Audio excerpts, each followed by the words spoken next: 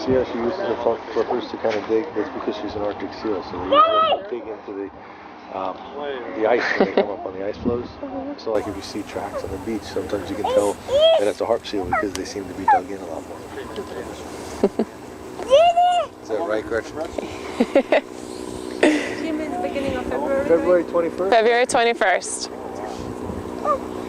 The average rehabilitation runs about 6 to 8 weeks, depending on where do you get them?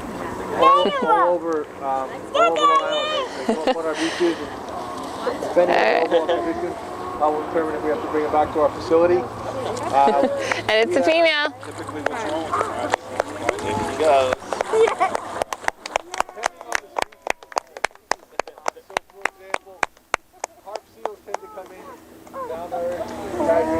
Now she may swim around in here for a little bit, but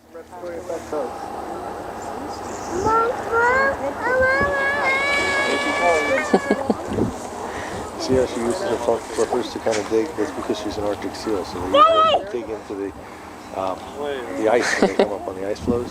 So like if you see tracks on the beach, sometimes you can tell that it's a harp seal because they seem to be dug in a lot more.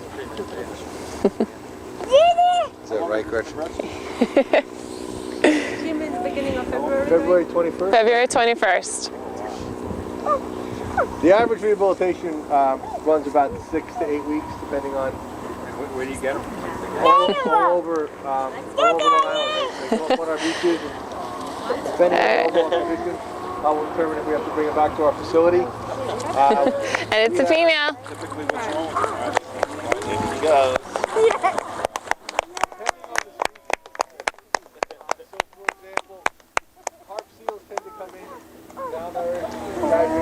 Now she may swim around in here for a little bit, but Out of here.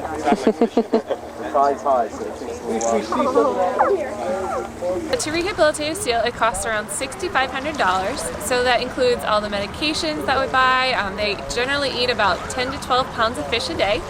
And then any treatments we have to do on them. So, and seals are generally in rehabilitation for about 6 to 8 weeks. So that's where that $6,500 comes from. And now with the seal that we just released today, Graffiti, she's actually going through a molt. So that means she is losing a lot of her fur. And so then she's actually growing into, as she loses fur, she's actually growing her other fur in. But we don't want to satellite tag her because that satellite tag would actually fall off really quickly. So what we did, we put a flipper tag on her. And it's a yellow flipper tag which has a number, and it's 842. And with that number, what that'll do is if she does come up on the beach further up the coast, it has our hotline number on it, so people can give us a call if they do sight her again, and that way we can keep track of her that way. great, thank you. So with the $6,500, a lot of that is possible because we get donations from the public. Donations of bleach, paper towels, soap, latex gloves.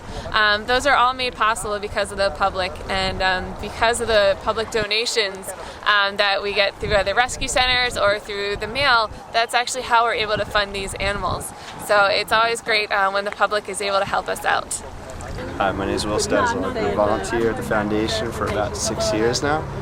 I started doing this when I was in college to get an idea for the field I wanted to get into. I was a biology major, and been stuck here ever since. You know, I started doing it and I liked it a lot, and I realized I could help out a lot, and there's a big help around here. So I wanted to stick with it, and now I'm out of college. I have my degree, but I'm working as a carpenter, but I still come back here every weekend to try to help out and do anything I can for them. It's really nice. It's a really good treat to come out here and help out and do something on your spare time. And you get to do a lot of cool things. You get to work with a lot of interesting animals and do things I never would have ever done if I hadn't been doing this. So it is a lot of fun, and it has its rewards, but it is a lot of work. So I definitely encourage anyone that has time to do it to sign up and try to volunteer if you can, even not for this or anything. It's good to use your spare time for something good, and I just hope we all can help out a little bit more, we can get a lot more done. What kind of animals are you guys going to look at now? We're actually going to look for some right whales that were spotted, or there were about 2 to 3 whales that were spotted and they didn't see a dorsal fin, so we think that they might be right whales. And so if they're right whales, we want to make sure that we can get some identification on them, and then make sure that people are aware to stay away from them, because you have to stay 500 yards away from a right whale. Right whales are the most critically endangered whale that we have in our waters. There's probably less than 400 of them found in the Northwest Atlantic. They're susceptible to entanglements, ship strikes, and so what we want to do is monitor their progress up and down the coast. They'll actually summer up in the Gulf of Maine and off Canada, and then they'll winter where they calve down south off of Florida and southern Georgia. So understanding their migratory route is something that we've known for years from whaling days, where we know that they come up the coast on the way back up to the Gulf of Maine and along the coast on the way back down, but it also can put them into harm's way. So we want to make sure that if they're out there, we're able to notify people to stay away from them.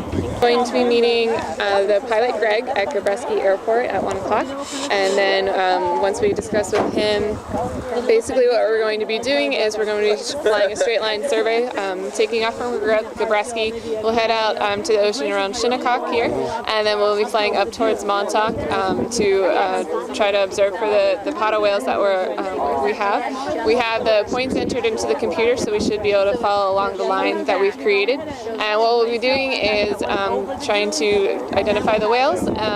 So we're just looking for any footprints that we might see in there, any identifier of whales, and then we'll be observing at the left and right windows to try to find them. And once they are sighted, we can then fly to where they are to get close-up pictures. On the way back, we should be able to hit the tides here and at Mauritius on the way back to look for seals too. Okay. So once we get any sightings of the animals in the area, we just want to get photos for ID, and then that's all we need is to try and see if we can ID the animals that are coming up the coast. Okay.